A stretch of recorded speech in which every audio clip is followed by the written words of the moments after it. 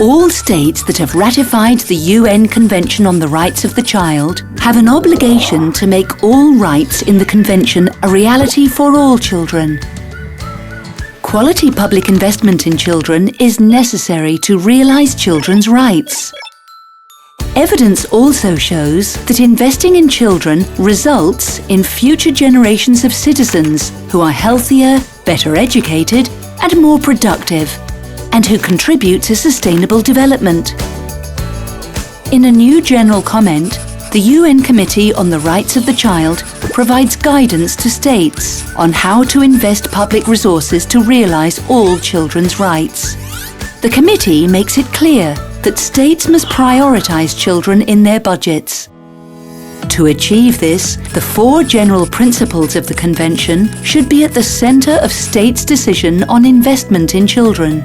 States must not discriminate against any child through their resource mobilization, budget allocation, or spending of public funds. The best interest of the child should be a primary consideration in the budgetary process at all times. The right of children to life, survival, and development should be a cornerstone of the budget cycle of any state. States must ensure that children can participate in budget decisions, including by allocating the necessary resources for their participation.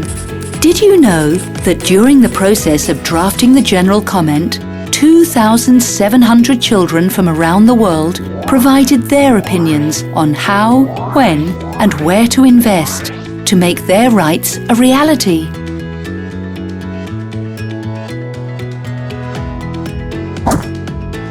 Decisions on public budgeting and spending for children at national and subnational levels should also be guided by effectiveness, efficiency, equity, transparency, and sustainability. The 4 general principles of the Convention and these standards of public budgeting should inform the 4 stages of the public budgeting processes. 1. Planning. 2. Enactment. 3.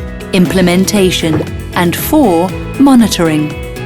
Let's talk a bit more about each of these public budgeting standards.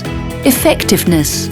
States should ensure that budgets are planned, implemented and monitored through a results-based approach to achieve concrete progress.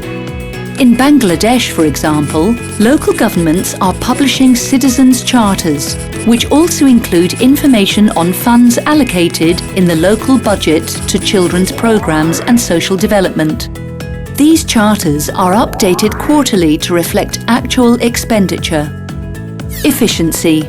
Public resources should be managed to ensure maximum value on investment. States must prevent wasting of resources due to inefficiency and combat corrupt practices. In Rwanda, the government has expanded its fiscal space to increase investment in children, not only by improving efficiency and tax collection, but also by cracking down on corruption. These measures have contributed to increased social expenditures on health and social protection. Equity.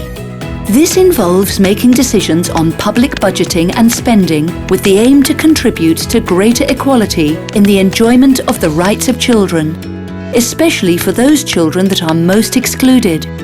In Ecuador, a greater share of municipal resources is allocated to the most deprived groups, including children, and local authorities conduct research on the socio-economic conditions of the population to help inform public investments. Transparency. This refers to the right of adults and children to access timely and user-friendly budget information. Access to public information is necessary for the meaningful participation of civil society in budget processes. In Kenya, local authorities were supported to enhance participation of young people in local budgeting using an interactive online budget portal to promote transparency and accessibility of budget information. Sustainability. Public budgeting should take the best interest of present and future generations of children into account to ensure sustainability of policies and programs affecting children, including in times of economic slowdown. The Children's Commissioner for England, for example, conducted a child rights impact assessment to assess how budget decisions would affect children. The General Comment will also help states to deliver on commitments to children, included in the UN Human Rights Council resolution towards better investment in the rights of the child and in the Sustainable Development Goals.